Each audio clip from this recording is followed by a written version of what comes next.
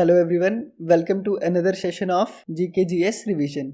आज हम काफ़ी ज़्यादा स्टैटिक पार्ट पे भी वर्क करेंगे, स्टैटिक क्वेश्चंस पे भी वर्क करेंगे क्योंकि स्टैटिक क्वेश्चन भी काफ़ी ज़्यादा रिपीट होते हैं। सो आज का पहला क्वेश्चन है world wetland day. One of the most important question है जो काफ़ी एग्जाम में पूछा जाता है और आपको हमेशा यही पूछा जाएगा। इससे रिलेटेड और क्या पूछेंगे वो अभी क्लियर करते हैं। वेटलैंड डे कब सेलिब्रेट किया जाता है? इनफैक्ट ये क्वेश्चन CGL में भी आया हुआ है। आंसर इज 2 फरवरी। 2 फरवरी को सेलिब्रेट किया जाता है क्योंकि इस दिन साइन हुई थी इससे रिलेटेड कन्वेंशन जो थी रामसर कन्वेंशन। कौन सी कन्वेंशन है? यही पूछा जाएगा कि इससे रिलेटेड कन्वेंशन कौन सी है। याद रखना, रामसर कन्वेंशन 1971 और रामसर किस देश में है? तो वो है ईरान में। इसके अलावा आपसे कुछ भी नहीं पूछा जाएगा, बस यही फैक्ट याद रखना। That's enough for this question. अगला देखते हैं। Santosh trophy is associated with which of the following sports. अब ये स्टैटिक स्पोर्ट्स में से क्वेश्चन है। स्पोर्ट्स में ट्रॉफीज वगैरह रहती है ना, जिन्होंने पढ़ा होगा उन्हें याद होगा। इसका आंसर क्या होगा? फुटबॉल। नेक्स्ट क्वेश्चन देखते हैं। What is the capital of Syria? Probably उस साल सीरिया या तो न्यूज में होगा या किसी वजह से ये क्वेश्चन आया है। आंसर इसका मैं बता देता हूँ, डमेस्कस। आपको इस वक्त याद रखनी है कैपिटल ऑफ इजराइल, ये आपके लिए होमवर्क है। Capital of Israel, capital of Ukraine, capital of United states of America, capital of Russia and capital of south Korea. Presently ये सभी देश न्यूज में थे, इसीलिए आपको इन सब की कैपिटल्स याद रखनी है। मूव ऑन करते हैं नेक्स्ट क्वेश्चन पे। The Pulitzer prize is given in the field of. Again एक one of the repeated question, काफी एग्जाम्स में पूछा गया है। आंसर क्या होगा? पुलिट्जर प्राइज जर्नलिज्म से डील करता है। लिटरेचर सोर्सेज, जर्नलिज्म, न्यूज़पेपर, उससे डील करता है पुलिट्जर प्राइज। अगला देखते हैं। The orbital period of Halley's comet. अब ये क्वेश्चन मैंने लास्ट सेशन में ही कंप्लीट करवाया था। वहां लैंग्वेज चेंज थी, उस क्वेश्चन में लैंग्वेज चेंज थी और वहां पे मैंने एक्सप्लेनेशन में सब बताया था कि कितने साल के बाद आता है, लास्ट कब आया था और अभी कब आएगा। इसका आंसर क्या होगा? 75। जिन्होंने लास्ट सेशन नहीं किया वो देख लेना, लास्ट कब आया था ये और नेक्स्ट कब आएगा अर्थ के पास। अगला देखते हैं। Which term is not associated with sound wave. अब वेव की बात कर रहा है, सो हर्ट्ज ये तो फ्रीक्वेंसी की यूनिट है ना, उसी से करती है। डेसिबल अगेन साउंड की यूनिट है। मैक अगेन ये भी साउंड की है, वो मैक में मूव करते हैं ना जो हाई स्पीड रहते हैं, सुपरसोनिक वाले। कैंडेला नहीं है। करेक्ट आंसर क्या होगा? कैंडेला। ये करेक्ट होगा क्योंकि नॉट पूछ रखा है तो ये सभी गलत हो जाएंगे और राइट आंसर क्या हो जाएगा? कैंडेला। कैंडेला ल्यूमिनस इंटेंसिटी की यूनिट है, ऐसा unit of luminous intensity. Science का सिंपल क्वेश्चन था एनसीईआरटी, ये उनके लिए डिफिकल्ट होगा जिन्होंने एनसीईआरटी नहीं पढ़ी। अगला देखते हैं। Which chemical is used in ripening of mangoes artificially. Again science NCERT में इसका आंसर भी दे रखा है, calcium carbide. Calcium carbide use करते हैं राइपनिंग ऑफ मैंगोज में, which obviously is not healthy for the human beings. Windows 10 is अब window 10 क्या है? एक ऑपरेटिंग सिस्टम है ना। आंसर क्या होगा? An operating system. सो ये क्वेश्चन सिंपल था, लो हैंगिंग फ्रूट याद है ना। अगला देखते हैं। Which among the following can not be included. पहले तो ये वर्ड्स हाईलाइट करने, can not be included among the green house gases. Again green house gases पे बार बार क्वेश्चन पूछा है। आई थिंक लास्ट सेशन में भी 2-3 बार ये क्वेश्चन हो चुका है, अगेन रिपीट हुआ था किसी ना किसी एग्जाम में। तो आंसर क्या होगा? Nitrous oxide. अभी मैंने सभी ग्रीन हाउस गैसेज को लिखवाया था, मैं दोबारा नहीं लिखवा रहा क्योंकि जो पुराने स्टूडेंट्स हैं उनके लिए ये डबल एफर्ट्स हो जाएंगे। पहले भी किया था, आज भी करेंगे, टाइम वेस्ट होगा। सो जिन्होंने नहीं किया प्लीज पिछले सेशंस देख लेना। अगला क्वेश्चन देखते हैं। Who of the following founded the Vikramshila university. Simple question है, हिस्ट्री का, सिलेबस में से ये आंसर क्या आएगा? धर्मपाल। पाला डायनेस्टी में किसने किया था? धर्मपाल। एक और क्वेश्चन आता है फाउंडिंग ऑफ यूनिवर्सिटी से,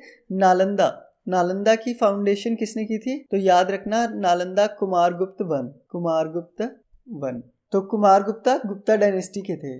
बस ये दोनों याद रख लेना। मूव ऑन करते हैं नेक्स्ट क्वेश्चन पे। Which of the following does not contribute to the sparkling of diamonds. Again science NCERT का क्वेश्चन है एंड सिंपल क्वेश्चन है। पहले सिर्फ ऑप्शंस पढ़िए। Total TIR, total internal reflection, high refractive index, dispersion and low refractive index. अब notice कीजिए, यहाँ high refractive index दे रखा है, यहाँ लो रिफ्रैक्टिव इंडेक्स दे रखा है, तो दोनों एक साथ तो हो नहीं सकते। तो ये ऑप्शन गलत और ये ऑप्शन गलत, यानी आंसर इन दोनों में से एक ही है, या तो हाई होगा आंसर या लो होगा। और उन्होंने पूछा है नॉट, तो आंसर क्या होगा?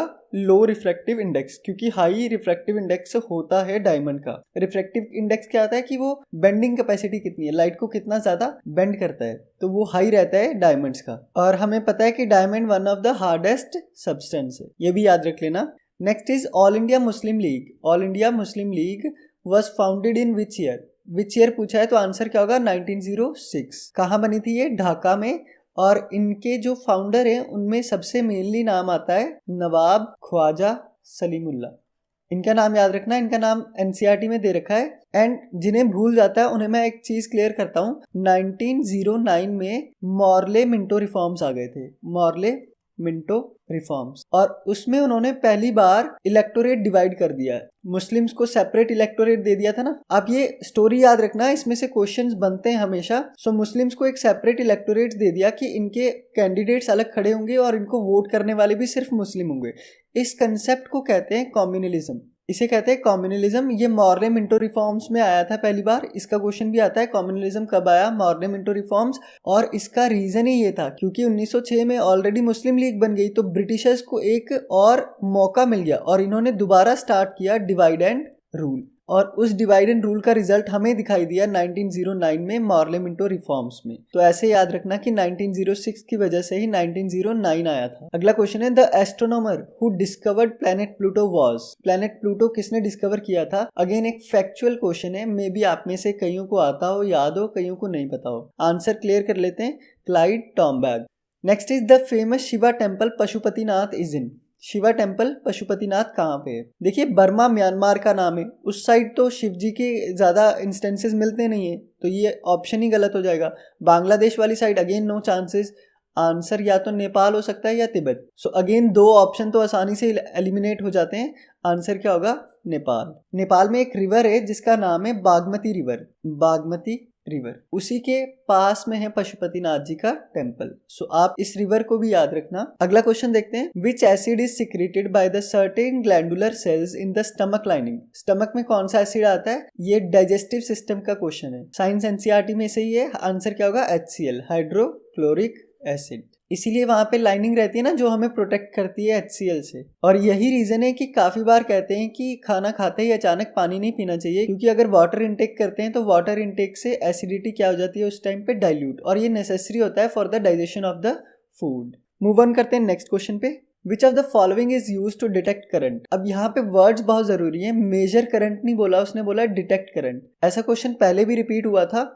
आंसर क्या होगा? गैल्वेनोमीटर। इस डिवाइस से पता चलता है कि करंट है या करंट नहीं है। सो डिटेक्ट करंट में कौन सा आएगा? गैल्वेनोमीटर। एनीमोमीटर ये मेजर करने के लिए यूज होता है, और बैरोमीटर ये प्रेशर के लिए यूज होता है, ये करंट के लिए। एनीमोमीटर करंट के लिए था। लैक्टोमीटर ये मिल्क के लिए यूज होता है, मिल्क में फैट परसेंटेज निकालने के लिए। चलिए अगला देखते हैं। The title of Persian translation of Mahabharata is Razmnama. रजम का मतलब होता है वॉर, और नामा का मतलब क्या रहता है? Tell, story. अकबर की कोर्ट में 9 रत्नों में से एक बंदा था जिसका नाम था फैजी, हिस्टोरियन था उसका, और उसी ने लिखी थी रजम नामा, जो ट्रांसलेशन किसकी है? इंडिया के महाभारत की। तो कई बार ये भी क्वेश्चन आता है कि किसने ट्रांसलेट किया था? आंसर क्या होगा? फैजी। और फैजी किसकी कोर्ट में बैठता था? अकबर की कोर्ट में। Next is when has the खिलाफत मूवमेंट स्टार्टेड। खिलाफत कब शुरू हुई? आंसर क्या होगा? 1919। रिमेंबर जलियांवाला बाग भी 1919 में हुआ था, जलियांवाला इंसिडेंट भी 1919 में हुआ। उसके बाद मुस्लिम्स खिलाफत मूवमेंट स्टार्ट करते हैं, और इसी खिलाफत के साथ आगे जाके गांधी जी जोड़ देते हैं नॉन कॉपरेशन मूवमेंट। 1920 में गांधी जी खिलाफत और NCM को मर्ज कर देते हैं ताकि इस मूवमेंट को बनाया जा सके ऑल इंडिया मूवमेंट। कई बार ये भी क्वेश्चन आता है कि पहली ऑल इंडिया मूवमेंट कौन सी थी? वो भी याद रखना, वो भी कौन सी थी? नॉन कॉपरेशन मूवमेंट, क्योंकि उसी के साथ खिलाफत को जोड़ दिया गया था। अगला क्वेश्चन देखते हैं। According to which article of the Indian constitution the president can be impeached. President, वो ट्रिक याद है? President article 52 president, 63 vice president, और 74 prime minister plus union council of minister, उसका मंत्रिमंडल। ये +11 का रूल लगता है, या फिर आप ऐसे याद रखते हैं 2, 3, 4, 5, 6, 7। ऑब्वियस है कि 52 से लेके जो 62 आर्टिकल है वो किसके बीच में डील करेंगे, वो प्रेसिडेंट के। और मैंने स्टूडेंट्स को याद रखवाया था कि उसकी 60 में 6 में 0 आता है, इस 0 को कन्वर्ट कर देना O में। 60 में क्या गिवन है, ओथ, शपथ। तो ये ट्रिक्स याद रखना। 60 में गिवन है शपथ, अगर 60 में उसे शपथ दिलवाई, उसे अपॉइंट किया, शपथ मिल गई, तो 61 में क्या कर देते थे, इम्पीच, हटा देना।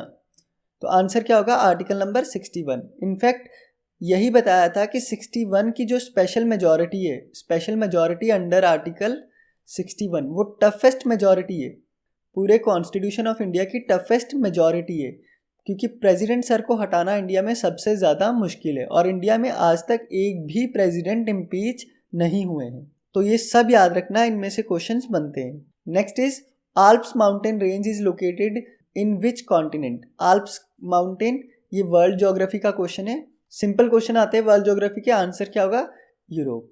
आप हर कॉन्टिनेंट की मेजर पीक्स को याद कर लेना। That's it for today. आपसे रिक्वेस्ट है कि वीडियोस को लाइक ज़रूर कीजिए और अपने फ्रेंड्स के साथ शेयर भी कीजिए। Thank you for watching.